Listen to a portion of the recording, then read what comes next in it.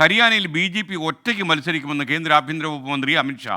പ്രധാനമന്ത്രി നരേന്ദ്രമോദിയുടെയും മുഖ്യമന്ത്രി നയാബ് സിംഗ് സൈനിയുടെയും നേതൃത്വത്തിൽ വോട്ടേഴ്സിൻ്റെ വിശ്വാസം നേടുമെന്നും അമിത്ഷാ വ്യക്തമാക്കുന്നു. ബൽറാം ചേരുന്നു വിശദാംശങ്ങളുമായി. ബൽറാം, പറയൂ.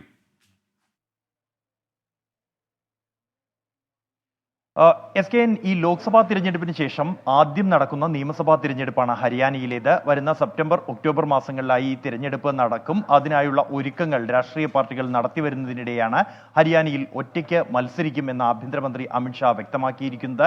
കഴിഞ്ഞ ദിവസം അദ്ദേഹം ഈ ഹരിയാനയിലെ പാർട്ടിയുടെ സംസ്ഥാന ചുമതലയുള്ള നേതാക്കളുടെ യോഗം വിളിച്ച് ആ യോഗത്തിലായിരുന്നു അദ്ദേഹം ഈ പ്രഖ്യാപനം നടത്തിയത്.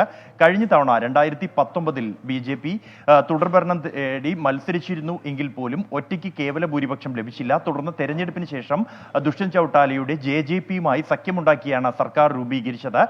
എന്നാൽ ഈ ലോക്സഭാ തിരഞ്ഞെടുപ്പിനോട് അടുത്തു വരുന്ന ഘട്ടത്തിൽ ഈ സീറ്റ് ധാരണയുമായി ബന്ധപ്പെട്ട JJPയും BJPയും തമ്മിൽ ഭിന്നതയുണ്ടാകുകയും JJP സഖ്യം വിടുകയുമായിരുന്നു.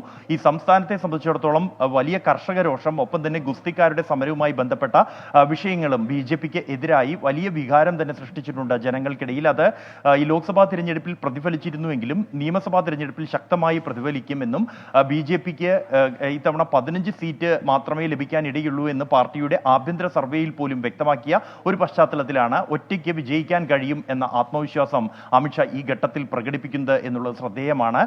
മുഖ്യമന്ത്രി നയാബ് സിംഗ് സൈനിയുടെയും പ്രധാനമന്ത്രി നരേന്ദ്രമോദിയുടെയും നേതൃത്വത്തിൽ തെരഞ്ഞെടുപ്പിനെ നേരിടാനാകും എന്നും ഒറ്റയ്ക്ക് വിജയിക്കാൻ പാർട്ടിക്ക് കഴിയുമെന്നും മറ്റാരുടെയും സഹായം ആവശ്യമില്ല എന്നുമാണ് ആഭ്യന്തരമന്ത്രി അമിത്ഷാ വ്യക്തമാക്കിയത്.